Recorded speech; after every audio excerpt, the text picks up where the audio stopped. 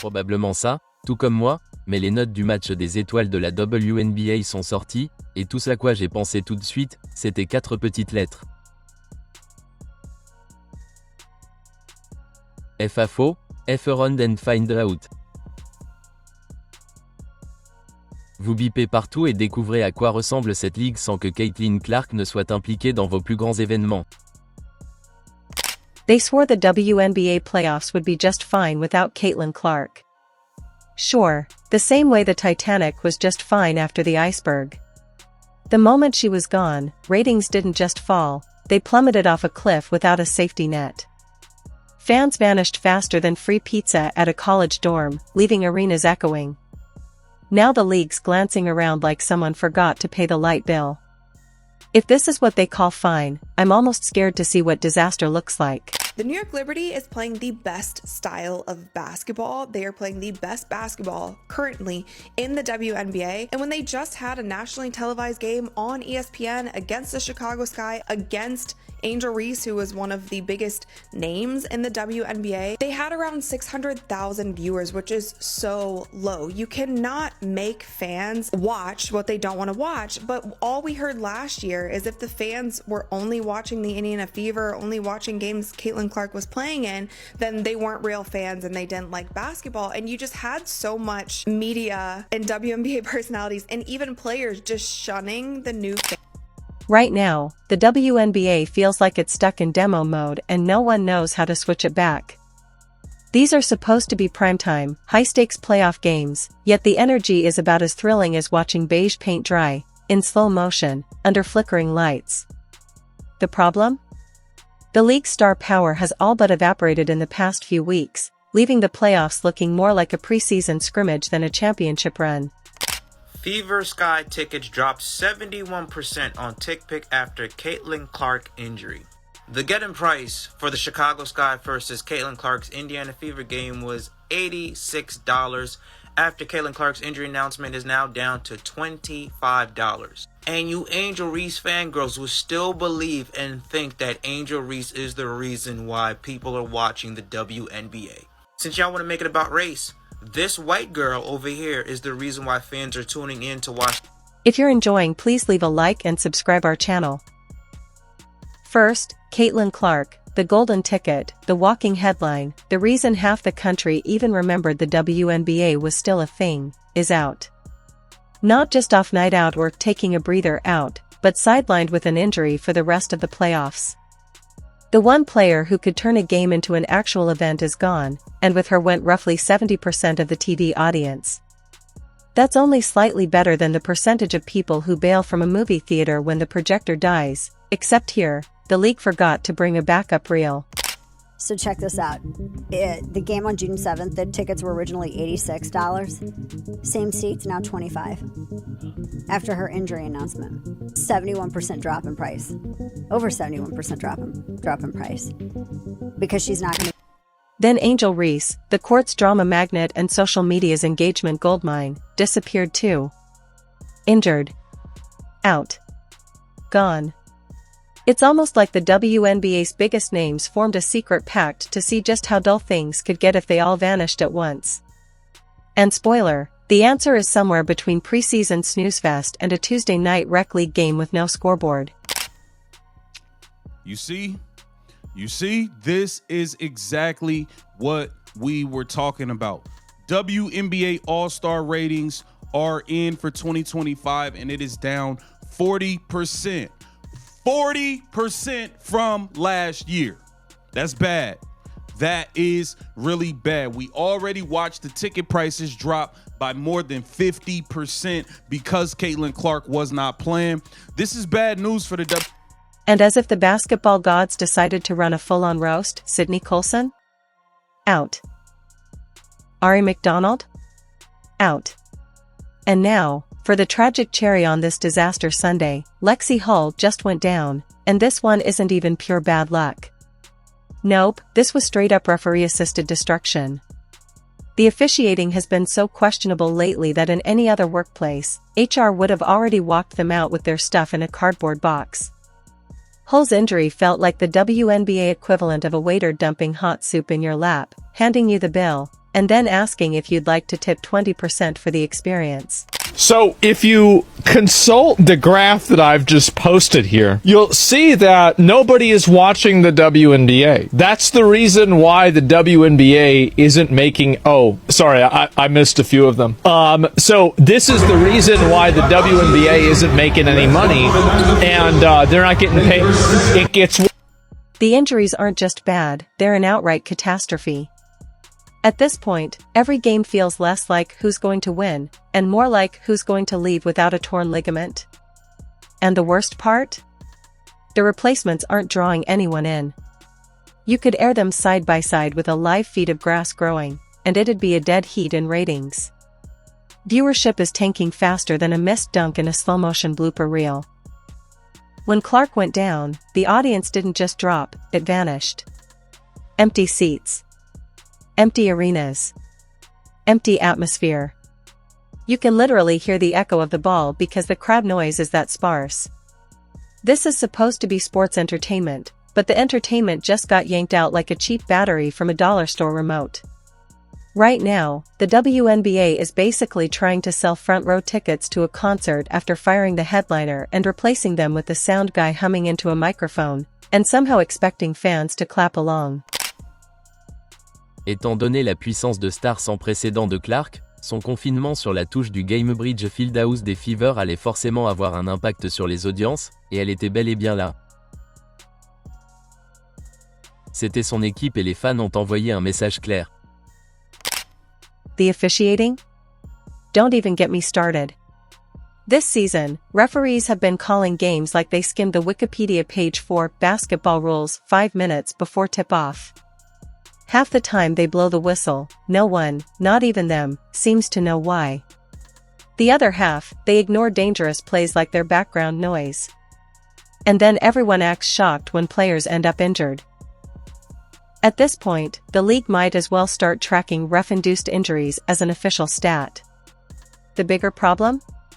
With its biggest stars out, the WNBA's main selling point has basically become, come watch the backups try their hardest while we cross our fingers no one else's knee gives out. That's not a marketing strategy, that's a cry for help. And here's the reality, this isn't just a streak of bad luck. It's systemic. When your entire product is built around a handful of players, you're one injury away from disaster.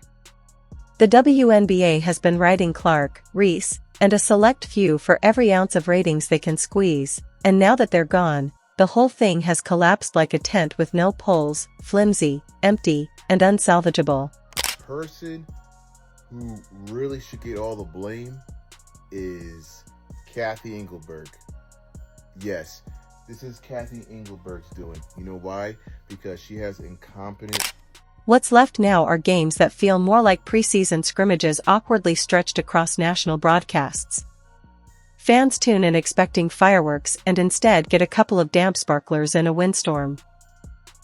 The WNBA at the moment is like showing up to Disneyland only to find Space Mountain closed, Mickey Mouse out sick, and the Cho stand fresh out of sugar. It's rough. And here's the thing, this isn't just a short-term hiccup. If the league can't figure out how to keep fans engaged without leaning entirely on the same 3 stars, they're in trouble. Injuries are part of sports, but the NBA survives them because it has layers, multiple storylines, rivalries, and stars to keep things rolling. Right now, the WNBA doesn't have that safety net. If they don't adapt, and fast, they're staring at a future of shrinking crowds, fewer TV slots, and endless remember when Caitlin Clark was playing nostalgia clips. And when that happens, no hashtag, no hype video, and no "we're growing the game" slogan will save them from becoming a league defined by what it lost instead of what it has. So lads, the All-Star ratings were confirmed, and I have to say, not ideal. Not ideal for the WNBA. So, the WNBA All-Star game had 2.19 million viewers. Like, we can't forget last year peaked at over 4 million. This, in fact, is less viewership than an average Caitlin Clark game. The WNBA doesn't need a minor tweak. It doesn't need a little patience. It needs a full-on identity reboot. Protect the stars. Develop more stars. Fix the officiating so players aren't limping off the court like extras in an action movie. And for the love of basketball, stop pretending that losing half your headline acts isn't a massive problem. Because here's the reality, right now, the league is basically a half-eaten sandwich sitting in the fridge, technically still there, but no one's excited about it anymore. With the marquee names off the grid, games are slipping into this weird limbo where you can't even tell if you're watching a postseason matchup or a Tuesday night scrimmage at the local YMCA. You can feel it in the atmosphere, fewer jerseys in the stands, smaller lines at concession stands, and a whole lot of fans leaving at halftime because the scoreboard is stuck in the 40s. Energy in arenas is dipping so low you could practically use it to power a flashlight for 5 minutes. Up call. This should be a straight up wake up call.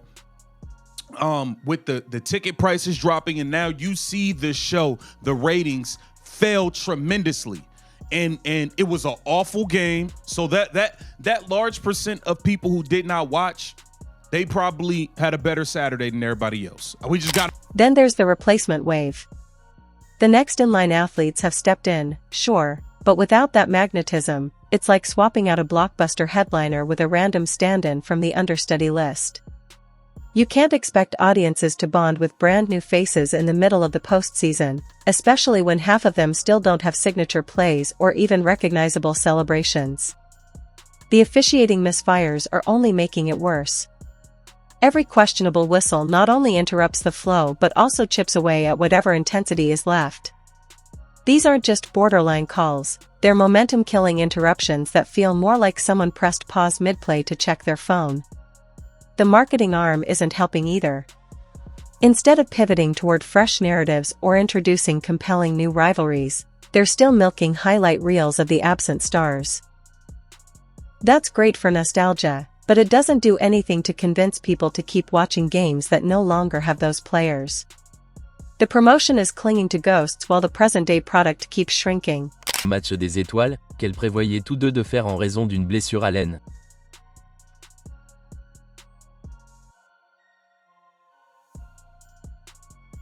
Cela va directement à la direction et à la direction de l'Indiana Fever. Mieux vaut connaître les conséquences que subira la WNBA en l'absence de Caitlin Clark, comme vous le saurez.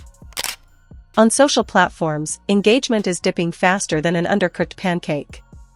Where there used to be constant debate threads, viral moments, and clips lighting up timelines, now it's crickets. You'll get the occasional highlight, but even those fail to hit the numbers they once did. Without the drama of intense matchups or the charisma of certain players, the conversation fades, and with it goes the casual fan's reason to tune back in. Even sponsorship energy is waning. Companies that once saw the WNBA as a vibrant, rising product are rethinking how much to invest in a league where star power evaporates overnight. It's not that they don't respect the game, it's that the mass appeal selling point has been temporarily gutted. The financial impact might not be fully visible yet, but the ripple effects are coming, and they're going to hit hard if nothing changes.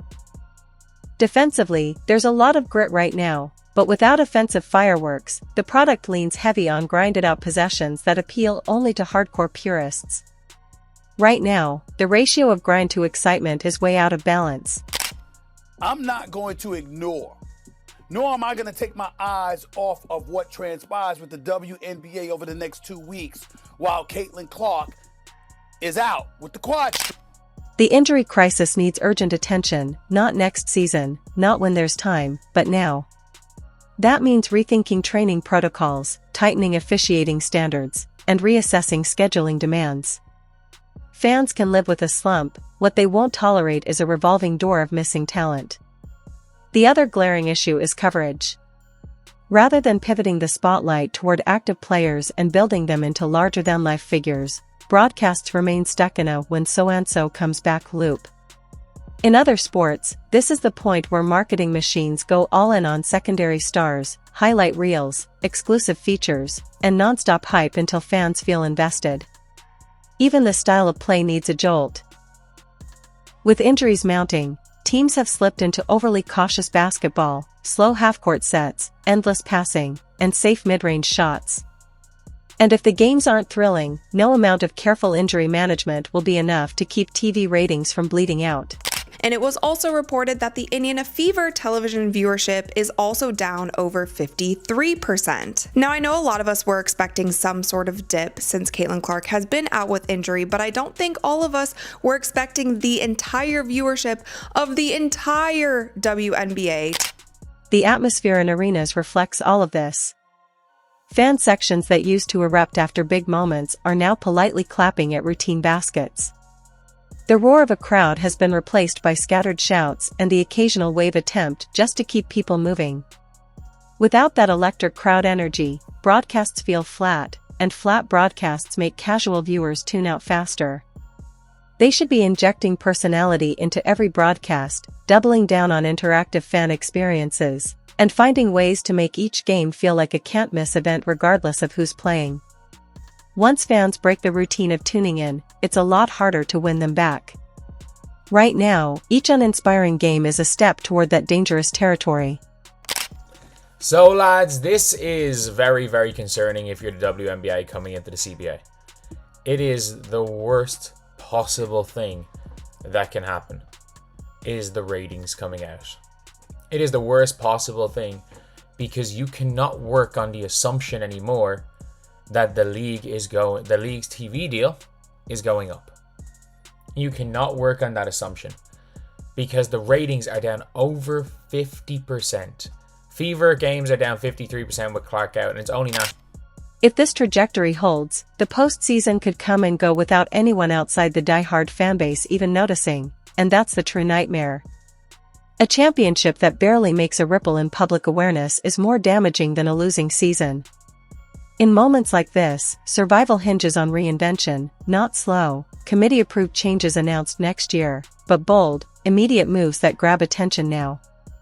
Because if the league keeps limping forward at this pace, the fallout won't just be about one forgettable postseason, it'll cement the perception that the WNBA only matters when a select few stars are on the court.